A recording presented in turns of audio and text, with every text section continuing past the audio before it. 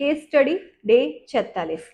આજનો કેસ કંઈક એવો છે જે તે વખતે જ્યારે ઘણી વખત એવું તો સંયુક્ત પરિવાર હોય એટલે સંયુક્ત પરિવારમાં મોટા ભાઈનું એકલાનું નામ ચાલતું હોય, નાના ભાઈઓ જમીન પર કબજો ને બધું ધારણ કરતા હોય પણ ઘરના મોભી તરીકે એમનું જ નામ એકલું સિંગલ ચાલતું હોય। અને જે તે વખતે ગણોતમાં પણ એવું હતું કે મોટા ભાઈના નામે એકલા હુકમ થતા હતા અને એ સંજોગમાં હા પિતાના નામનો હુકમ હોય એ પછી મોટા ભાઈના નામે હુકમ થયેલો હોય, મોટા ભાઈનું સિંગલ નામ ચાલ્યા રાખતું હોય।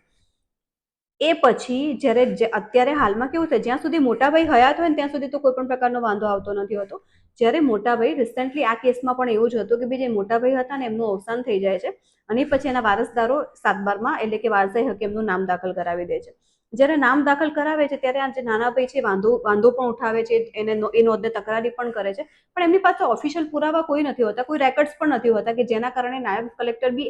ઈચ્છીને પણ એમની તરફેણમાં ઓર્ડર ના કરી શકે, એટલા માટે એ નોંધને પ્રમાણિત થઈ જાય છે અને વારસદારો બધા એ જે જમીન હતી એમાં એનું વેચાણ પણ થઈ જાય છે અને વેચાણ થયા બાદ એ જે નવા માલિક હતા એનું પણ નામ ચડી જાય છે। સંજોગો કંઈક એ રીતના બને છે કે જે વેચાણ થાય છે, નામ ચડે છે, એ પછી એ જમીન ઉપર થોડા સમય તો કશું જ નથી થતું, થોડા સમય પછી જે વ્યક્તિ હોય છે ને કે જેણે વેચાણ લીધેલી હોય છે એણે લેન્ડ ગ્રેબિંગની સીધી અરજી કરી દીધી હોય। લેન્ડ ગ્રેબિંગની અરજી થયા પછી એ વ્યક્તિ એટલે કે જે નાના ભાઈ હતા ને એની ઉપર ખબર નહીં શું પ્રેશર ક્રિએટ કર્યું કે ગમે તે કર્યું, એની ઉપર સામે એક્શન લેવાઈ જાય છે અને એમને ચોખ્ખું કે ભાઈ તમે આ કબજો ખાલી કરી દેજો, નહીતર તમને સીધું તમારી સામે અમે એફઆઈઆર કરી દઈશું અને આવા જ પ્રકારની સીધી ધમકીઓ આપવામાં આવે છે। પછી સમય જતા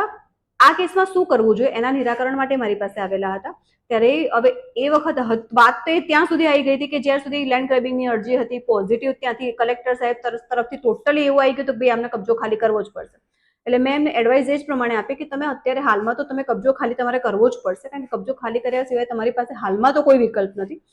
પણ હવે તો એમની પાસે પહેલા વિકલ્પ હતો કે ભાઈ એમને મનાઈ અરજી લઈ શકતા હતા કોર્ટમાં જઈને કે ભાઈ આ જે જમીન છે એમાં હું ખેડું છું, આટલા વર્ષોથી હું ખેડું છું, એડવર્સ પોઝિશન કે જે 12 વર્ષથી વધુનો કબજો વાળો દાવો છે એ કરી શકો છો, એવું એમણે એ વખતે કશું જ નથી કર્યું। હવે કરવા જાય તો સિવિલ કોર્ટ છે એ પ્રોપર છે, સિવિલ કોર્ટ થોડો સમય લે, તો આ સંજોગોમાં એમને સમય લેતા અટકાવવા અને કેવી રીતે આ બધું અટકાવવું એના માટે એમને હવે હાલમાં તો કબજો છોડી દેવો પડે, સિવિલ કોર્ટમાં દાવો કરવો પડે અને સિવિલ કોર્ટમાં જો દાવો કરી અને મનાઈ માંગવી પડે, મનાઈ માંગીને આગળ આવા કોઈ વેચાણ થાય નહીં, કબજો છે એ જે નવા માલિક છે એ કબજો છે એ આ લોકોને પરત સોંપી દે, માલિકી હક એમને પ્રાપ્ત થાય, આવું બધું થયું હતું પહેલા કે અને એવા અમુક સાક્ષીના નિવેદનો એટલે કે સપોઝ તમે કહી શકો કે તલાટી છે કે જે તે વખતના સરપંચો હોય કે એવા બધા બી જો પંચનામા કે એવું બધું મળી જાય સ્ટેટમેન્ટ તો એના કારણે એમનું પછી સિવિલ કોર્ટ બી બધું ઘણું બધું ધ્યાને લે છે, એ પછી નિરાકરણ આપશે અને જો યોગ્ય હશે તો એ જે નાના ભાઈ છે એમની તરફેણમાં આખો કેસ પણ ટ્રાન્સફર થઈ શકે છે। કેસ સ્ટડીની સિરીઝ આ જ પ્રમાણે તમને જાણકારી આપતી રહેશે અને તમને આવા નવા કેસો પણ તમને જોવા મળશે કે જેના કારણે તમે પણ કંઈક શીખશો અને તમારી જોડે પણ આવું બનશે તો તમે અવેર થતા થઈ જશો। જય ભારત, જય ગુજરાત।